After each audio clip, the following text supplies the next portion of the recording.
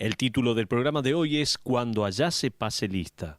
Está basado en Romanos capítulo 16, versículos 1 y 2. ¿Sabe?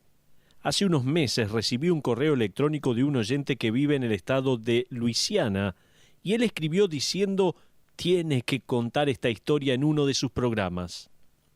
Él me dijo esto: en las afueras de un pequeño pueblo había un cementerio lleno de nogales y arbustos. El cementerio estaba situado sobre una colina y tenía una cerca perimetral. Justo en el medio del predio se encontraba un gran nogal. Un día, dos jóvenes llenaron una bolsa con nueces, se sentaron bajo el nogal y comenzaron a repartírselas. Una para ti, una para mí. Una para ti, una para mí. Mientras las contaban, dos nueces rodaron hasta la vereda. Un muchachito pasaba con su bicicleta por el lugar y escuchó las voces que venían de detrás de la cerca, así que se bajó de su bicicleta para investigar. Al acercarse a la cerca, él escuchó claramente: una para ti, una para mí. Él sabía exactamente lo que estaba sucediendo, así que se subió nuevamente a su bicicleta y se dirigió al centro del pueblo. Al hacerlo, casi atropella a un hombre mayor que andaba caminando con su bastón, al cual le dijo: «Venga rápido, no me va a creer lo que acabo de escuchar. Dios y el diablo se están repartiendo las almas en el cementerio». El anciano le dijo: «Para mí que estás imaginando cosas». Pero el jovencito le insistió hasta que finalmente el anciano decidió acompañar a ese lugar a este joven. Cuando llegaron a la cerca del cementerio, ambos escucharon: una para ti, una para mí. El anciano dijo: «Veo que estás diciendo la verdad. Veamos qué está sucediendo allí adentro». Temblando de miedo, ambos se metieron al predio por entre los arbustos, pero no lograron ver al diablo y a Dios. Justo ahí escucharon: «Muy bien, esto es todo. Ahora vayamos a buscar las dos que nos faltan, que están en la cerca, y nos vamos». Imagínense. Dicen que el anciano llegó al centro de la ciudad más rápido que el niño en la bicicleta. Afortunadamente, Dios no hace arreglos con el diablo. Él no reparte almas en el cementerio. Sin embargo, existe algo desconcertante en la idea de que el diablo trate de hacer negocios con el Señor. De hecho, el saber que el diablo conoce nuestro nombre es algo molesto, ¿no le parece? Uno preferiría ser anónimo para con él. Por otro lado, el saber que el Señor conoce nuestro nombre es algo que nos anima. Y eso es verdad, ya que en Apocalipsis 20:15 vemos que todos los que han sido redimidos por la fe en Cristo tienen sus nombres escritos en el libro de la vida. Y no solo eso, sino que cada servicio, cada cosa que hayamos hecho para Cristo en su honor, será recompensada por Dios, quien conoce hasta el último detalle. El escritor a los hebreos anima a los creyentes diciéndoles en Hebreos 6:10: «Porque Dios no es injusto para olvidar vuestra obra y el trabajo de amor que habéis mostrado hacia su nombre, habiendo servido a los santos y sirviéndoles aún». Acabo de leer Hebreos 6:10. Dios sabe quién es usted, sabe su nombre, y Él va a recordar cada buena obra en su nombre. Nada, sin importar cuán pequeño o insignificante, se le pasa por alto a Dios. Podemos ver estas verdades en el último capítulo de Romanos. Mientras el gran líder del Evangelio de la Gracia llega al final de este gran documento de la fe, él comienza a derramar su corazón en gratitud y amor por los santos, o sea, por todos los creyentes. Pablo se refiere a unas 35 personas por nombre. Es como si hubiera abierto una lista de contactos y nos muestra los nombres de las personas que él conoce y por los que ora en Roma, lo cual es digno de resaltar, dado el hecho que él nunca ha estado en Roma. Se trata de personas que Pablo ha conocido en sus viajes, personas a las que ha guiado a Cristo en otros lugares y ahora viven en Roma. Un autor dijo en una oportunidad que Pablo debe haber sido muy activo en recolectar información de estas personas. Él tenía un profundo amor y preocupación por los creyentes. Uno se lo puede imaginar en el puerto, junto a alguna embarcación conversando con viajeros.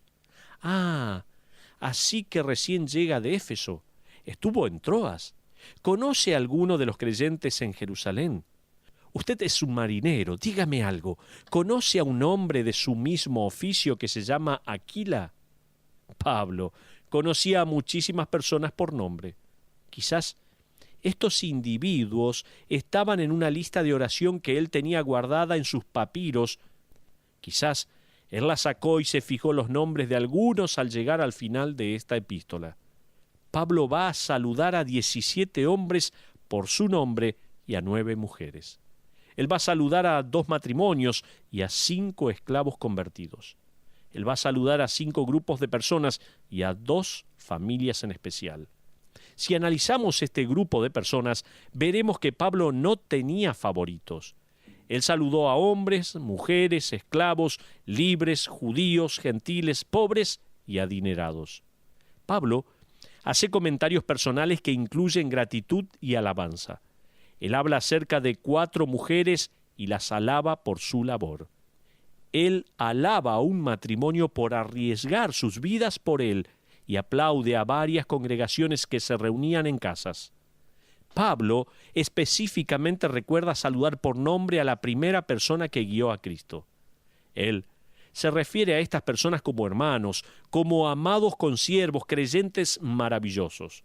Luego, Pablo los anima a que se abracen y besen. No estamos hablando de un teólogo frío y estudioso que mejor dejarlo de lado, no. No se trata de un estudioso que lo único que le interesa son los principios y no la gente. Romanos capítulo 16 es la declaración de Dios por medio de la personalidad dinámica de Pablo, diciendo que él sabía quiénes eran los creyentes y a dónde estaban, y también sabe quiénes somos nosotros y dónde estamos. Romanos 16 es la forma que Dios tiene de decir: las personas importan. Usted está incluido, sí, usted que me está escuchando está incluido allí. Conozco su nombre. Veo lo que está haciendo por mi obra. Usted es mi consiervo y mi amado. Lo tengo en mi libro de la vida. No importa cuántas veces se haya mudado, sé exactamente dónde vive. Es como si Dios estuviese diciendo eso. James Black estaba pasando lista en su clase de escuela dominical una mañana en el año 1880. Los alumnos respondían citando de memoria el versículo de la semana. Uno de los alumnos, una chica de unos 14 años de edad, no respondió al ser nombrada. Ella estaba enferma en casa y fallecería de neumonía en solo 10 días. Él hizo un comentario en clase diciendo: una cosa es no responder a la lista de la escuela dominical, pero mi oración y anhelo es que cada uno de ustedes pueda decir presente cuando se pase lista en el cielo. Esa tarde, con esto aún fresco en la mente, él se sentó y escribió el famoso himno que dice: cuando allá se pase lista, yo a mi nombre muy feliz responderé. Romanos 16 es un microcosmo de esa lista, un sermón en sí mismo en el que los nombres de estos hermanos en Cristo jamás se perderán. Dios sabe, Dios ve, a Dios le importa. Ahora bien, creo que eso es suficiente como introducción. Fíjese cómo Pablo, con las primeras palabras de Romanos 16, 1 y 2, comienza una alabanza, una felicitación muy especial. Él dice así: os recomiendo además nuestra hermana Febe, la cual es diaconisa de la iglesia en Cencrea, que la recibáis en el Señor como es digno de los santos, y que la ayudéis en cualquier cosa en que necesite de vosotros, porque ella ha ayudado a muchos y a mí mismo. El nombre Febe nos indica varias cosas acerca de esta mujer. Su nombre es la variante femenina de Phoebus. uno de los nombres dados al dios Apolo. Para unos padres inconversos sería un honor bautizar a su hija con el nombre de uno de los grandes dioses del Partenón griego. Apolo era supuestamente uno de los hijos mellizos de Zeus y se lo consideraba el dios de la música y la poesía. Él también era un dios de luz, conocido en esa forma como Phoebus, que significa radiante. La forma femenina de Phoebus se traduce como Febe. Los padres de Febe evidentemente estaban muy entusiasmados con el nacimiento de su hija y consideraron su nacimiento como un destello de luz y alegría musical. Como resultado, la bautizaron en honor al dios pagano. Como los judíos leales por lo general obviaban los nombres de las deidades paganas, podemos asumir que sus padres eran gentiles. No tenemos registro alguno de la conversión de Febe, pero sabemos que de alguna manera llegó a Cristo, ya que era parte de la asamblea en Cencrea, cerca del puerto norte de Corinto. La iglesia en Cencrea puede haber sido un anexo o una iglesia hija de la congregación de Corinto. Es muy posible que ella haya escuchado el Evangelio por boca de Pablo mismo, ya que él ministró en Corinto por más de un año. Obviamente Pablo sabe mucho acerca de ella, así que lo más probable es que se conocieran y que hayan trabajado juntos en la obra de Dios. Él menciona al final del versículo 2 que ella lo había ayudado en algo.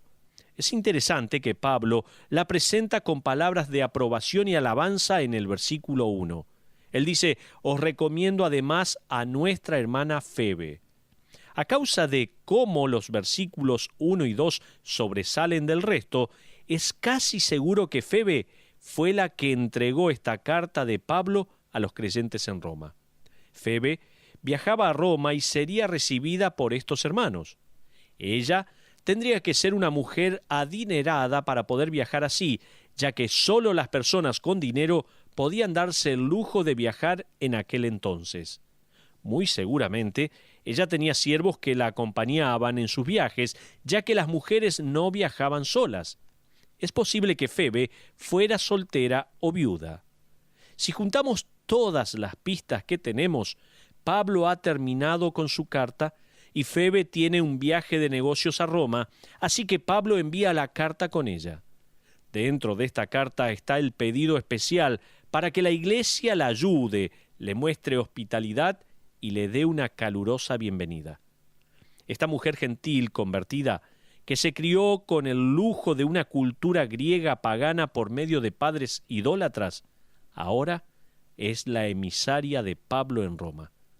Un autor lo puso de la siguiente manera: Febe llevaba con ella el fruto de la teología cristiana. Donald Barnhouse agregó lo siguiente a este pensamiento: nunca antes una carga tan pesada había sido llevada por manos tan delicadas. La historia teológica de la historia de la Iglesia por siglos estaba en ese manuscrito que ella llevaba. La Reforma estaba en su equipaje. ¡Qué hermosas palabras! Permítame, en este estudio, darle 3 palabras descriptivas acerca de Febe. Usted notará que Pablo se refiere a Febe con 3 palabras que la describen. La primera palabra es hermana. Pablo le está recordando a la iglesia en Roma que mientras procedemos de distintos padres en la carne, en la fe tenemos el mismo Padre. No deben de existir extraños en la familia de Dios. Como somos hermanos en Cristo, somos familia los unos con los otros. Pablo le dice lo siguiente a Timoteo en 1 de Timoteo 5, versículos 1 y 2. Leo este pasaje. No reprendas al anciano, sino exhórtale como a padre, a los más jóvenes como a hermanos, a las ancianas como a madres, a las jovencitas como a hermanas con toda pureza.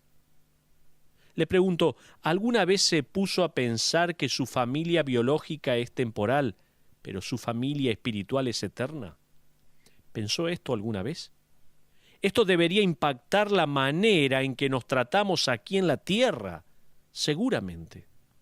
El problema es que la iglesia puede pasar a ser una pequeña sociedad cerrada, donde los que vienen de afuera pueden no sentirse queridos. No se le ocurra sentarse en mi lugar, a veces decimos. Hace poco hablé con un pastor y él me decía que finalmente su iglesia comenzaba a crecer. Él hacía 2 años que estaba allí enseñando la Biblia, la palabra de Dios. Personas comenzaron a venir y de pronto los extraños que entraban estaban sentados en los bancos con los miembros. Las salas de escuela dominical comenzaron a llenarse y se comenzaron a ver niños corriendo por los pasillos. Este pastor se fue de vacaciones con su familia por un breve tiempo y al regresar se encontró con que los diáconos estaban enojados porque había traído gente nueva a la iglesia y la había convulsionado. ¿Qué van a hacer esos diáconos en el cielo?, me pregunto. Pablo está diciendo, en efecto, hagan lugar en su asamblea y en sus corazones para uno más. Personalmente pienso que Pablo estaba un poco preocupado de que Febe no reciba la hospitalidad que necesitaba. Pablo no conoce personalmente la personalidad de la iglesia de Roma. No obstante, él sí sabe que están teniendo algunos problemas entre los judíos y los gentiles. Sabe que les cuesta llevarse bien. Ahora, esta mujer va a aparecer con una carta de Pablo, muy bien vestida, y con el nombre de una deidad pagana. Todos van a darse vuelta a mirar. Las cabezas van a comenzar a dar muestras de desaprobación al igual que las palabras. Entonces Pablo dice: permítanme presentarles a nuestra hermana. Ella es parte de la familia. Fíjese en esas palabras, en el énfasis que le da Pablo en el versículo 2. Él dice: que la recibáis en el Señor como es digno de los santos y que la ayudéis en cualquier cosa en que necesite de vosotros.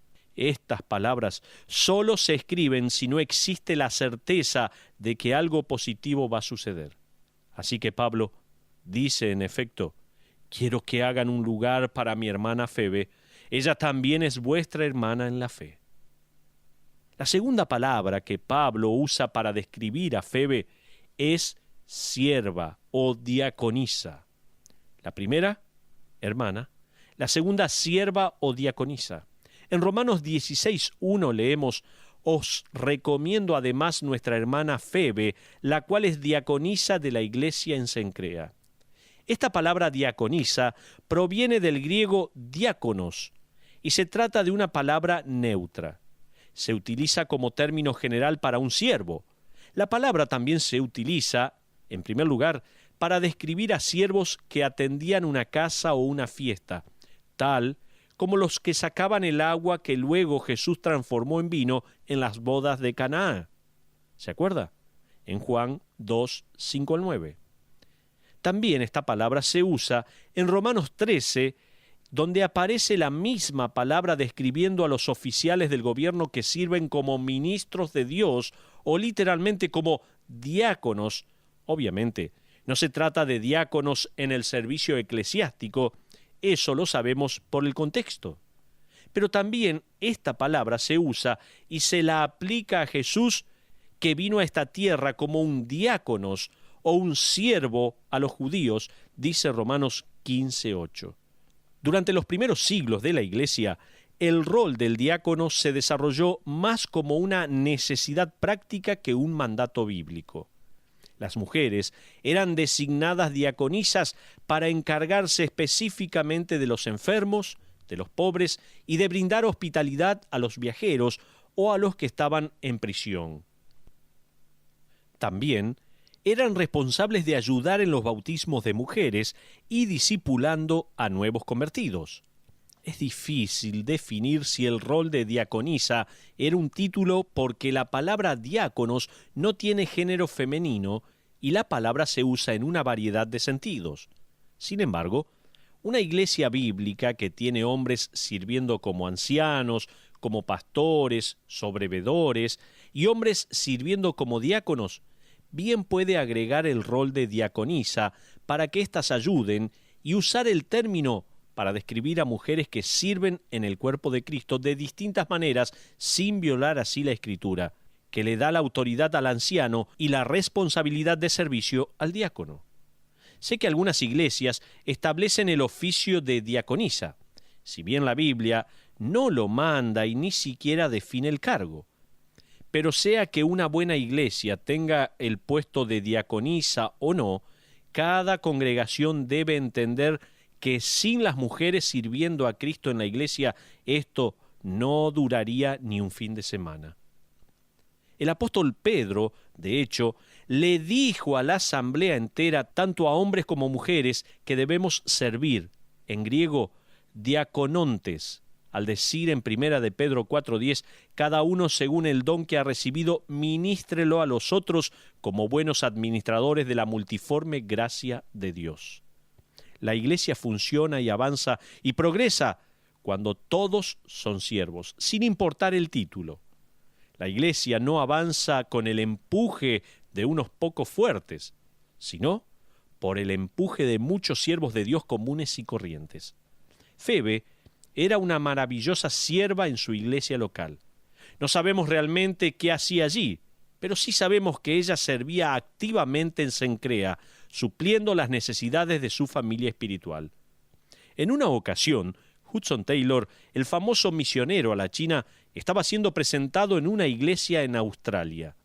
Uno de los hermanos, que hacía de moderador, presentó al orador muy elocuentemente y con mucha pompa.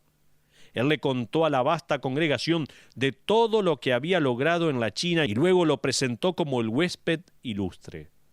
Taylor se quedó en silencio por un momento y luego dijo: «Amigos, yo soy el siervo de un amo ilustre». Hay una palabra más que Pablo usa para describir a esta hermana en la fe. La tercera palabra que Pablo usa para describir a Febe es, más que nada, la mención de que ha ayudado a muchos. Febe es una hermana, una sierva, una ayuda, podemos decir. Fíjese en el versículo 2 de Romanos, capítulo 16. Dice la Biblia: «Porque ella ha ayudado a muchos y a mí mismo». La palabra empleada por Pablo y que se traduce ayudar es la palabra griega prostatis, que corresponde al latín patronus, de donde sale el término castellano patrón. Esta palabra, tanto en el griego como en el latín, se refiere a alguien que patrocinaba, que apoyaba financieramente a otro. Pablo está diciendo efectivamente que Febe ha apoyado financieramente a muchos y a él mismo. Fíjese, Febe usó su dinero para ayudar a la iglesia y para ayudar a este misionero itinerante llamado Pablo. Sin esperar nada a cambio, Febe sirvió y apoyó a la causa de Cristo y para sorpresa suya, estoy seguro, Pablo la menciona en su epístola por nombre. Pero estamos llegando a una conclusión. Esta alabanza es como correr la cortina del tiempo y darnos un vistazo de lo que será el día en que cada siervo y cada persona que apoya la obra de Cristo sea llamado por nombre y apellido y reconocido por ni más ni menos que el Señor Jesucristo mismo. Lo que más ánimo puede darnos en algunas ocasiones es saber que Dios no se olvida. Amigos, Romanos 16 revela que su apoyo, sus obras, su ayuda a los hermanos jamás va a quedar en el olvido y será reconocido por Dios. Sea en Cencrea, en Galilea o en el lugar donde usted se encuentre ahora escuchando la palabra de Dios, un día cuando se pase lista, el Salvador dirá: «Bien hecho, siervo bueno y fiel». Recuerde las palabras del himno que James Black escribió y que ese sea el anhelo de su corazón. Cuando la trompeta suene en aquel día final y que el alba eterna rompa en claridad, cuando las naciones salvas a su patria lleguen ya, que sea pasada lista, allí estaré. Cuando allá se pase lista, cuando allá se pase lista, cuando allá se pase lista, a mi nombre yo feliz responderé. En aquel día sin tinieblas, en que muerte ya no habrá, y su gloria el Salvador impartirá, cuando los llamados entren a su celestial hogar, y que sea pasada lista allí he de estar. Trabajemos por el Maestro desde el alba al vislumbrar. Siempre hablemos de su amor y fiel bondad. Cuando todo aquí fenezca y nuestra obra cese ya, cuando sea pasada lista, allí he de estar.